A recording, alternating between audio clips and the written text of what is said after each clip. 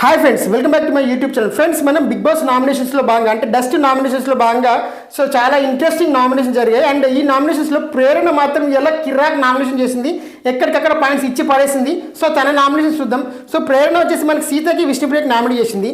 సీతకి చేసిన నామినేషన్ ఏంటబ్బా అంటే, సీత దగ్గరికి వచ్చేసరికి నువ్వు ఎమోషనల్గా అంటే నీ ఎమోషనల్ స్ట్రెంత్ ఎంత ఉందంటే నువ్వు టాస్క్ నుంచి కొంచెం డిస్ట్రాక్ట్ అయిపోతున్నావు, ఓకేనా? ఎందుకంటే నువ్వు ఫుడ్ టాస్ జరిగింది మొన్న. ఆ ఫుడ్ టాస్ జరిగినప్పుడు నీకు దెబ్బ తగిలినా సరే నువ్వు ఆపకుండా గేమ్ అలాగే కంటిన్యూ చేసేస్తున్నావు, నువ్వు ఇంకా స్టిల్ ఫైట్ చేసేస్తున్నావు.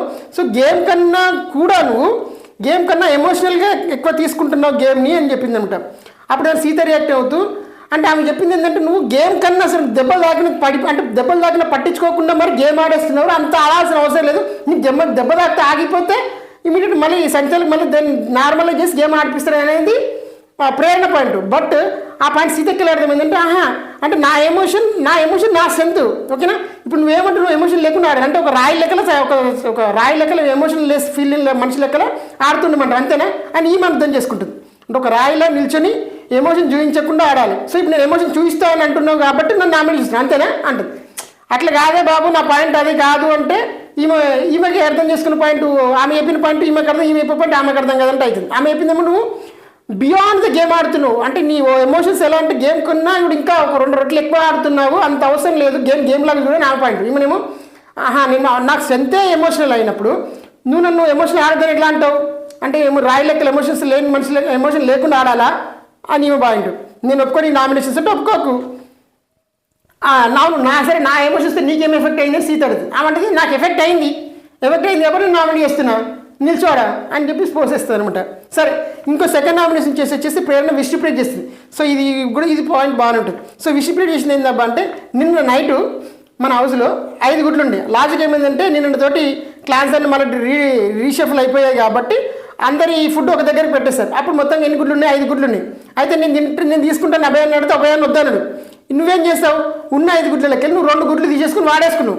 సో ఇప్పుడు ఆ 3 గుడ్లు ఉంటే ఆ 3 గుడ్లలో 12 మంది ఎట్లా బతారు? మేము పొద్దున్న టిఫిన్ చేద్దాం అనుకుంటే 3 గుడ్లను ఎట్లా చేయాలి అని ఆమె అడుగుతుంది. అప్పుడు దానికి విష్ణుప్రియ రియాక్ట్ అవుతూ, ఇది చాలా ఇన్సెన్సివ్, మీరు చాలా ఇన్సెన్సివ్గా మాట్లాడుతూ, అంటే ఈ గుడ్ల కోసం నాకు ఏం తెలియదు అన్నట్టుగా మాట్లాడుతుంట, మీరు చాలా ఇన్సెన్సిటివ్గా మాట్లాడుతురండి, మీరు చాలా ఇన్సెన్సిటివ్గా మాట్లాడుతారు, ఈ గుడ్ల కోసం మీ మధ్య జరిగిన డిస్కషన్ నాకు తెలియదు అంటది. మరి ఎవరైనా అడిగి తీసుకున్నామంటే అడిగి తీసుకోవాలని అలాంటి రూల్ ఏం లేదు కదా బిగ్ బాస్లో అని విష్ణుప్రియ అంటది. బేసిక్ ఏంటంటే, నాకు ప్రోటీన్ తక్కువైంది కాబట్టి నేను తీసుకున్నాను, ఇందులో తప్పేముంది, అవి ఎట్లా చేసినామని సరిపోవు కదా, ఉన్న 2 గుడ్లు సరే ఉన్నాయి 5 గుడ్లు 12 మందికి ఎట్లా సరిపోతే సరిపోవు కాబట్టి నేను వాడేసాను ఆమె పాయింట్ ఏంటంటే, ఉన్నాయే 5 గుడ్లు కదా, నువ్వు అలా 2 తీసుకునేటప్పుడు 1 తీసుకోవచ్చు కనీసం, నువ్వు 2 తీసుకునేటప్పుడు ఎవరిని అడిగి తీసుకోవాలి కదా, అది దేనికో కూరకో కర్రీకో మరి దేనికో దాన్ని వాడదాం అనుకుంటారు కదా అనేది ప్రేరణ పాయింట్. ఇది ఎవరిది తప్పు కాదు. అయితే దీనికి విష్ణుప్రియ ఏం చేస్తే ఇమ్మీడియట్ పాత పాయింట్కి వెళ్ళి ఫ్రిడ్జ్లో నువ్వు పప్పు దాచిపెట్టుకున్నావు కదా, మరి అప్పుడు పరిస్థితి ఏంటంటే అది నా పప్పు, నేను లంచ్ కోసం దాచిపెట్టుకున్న పప్పు, వేరే వాళ్ళు నీకు అంటే నీ పప్పు కదా నువ్వు ఎందుకు ఇస్తున్నావు అంటే కూడా ఆమెకు ప్రోటీన్ తక్కువ ఉంది, ఆమెకు కావాలని చెప్పేసి నేను నీకు ఇచ్చాను, ఇప్పుడు మళ్ళీ నీకు ఇచ్చి మళ్ళీ నీతో చెప్పించుకుంటున్నాను చూడు అన్న సెన్సర్ చెప్పింది అనమాట.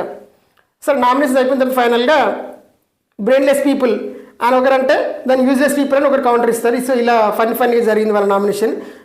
ప్రేరణ versus Sita and Prerana versus Vishnupriya nomination. So ఇది ఇవాళ వీడియో అండ్ మరో వీడియో మళ్ళీ కలుసుకుందాం. సో మరిన్ని నామినేషన్ వీడియోస్ మన ఛానల్లో ఉంటే చూసేసాను. Thank you for watching this video and have a nice day.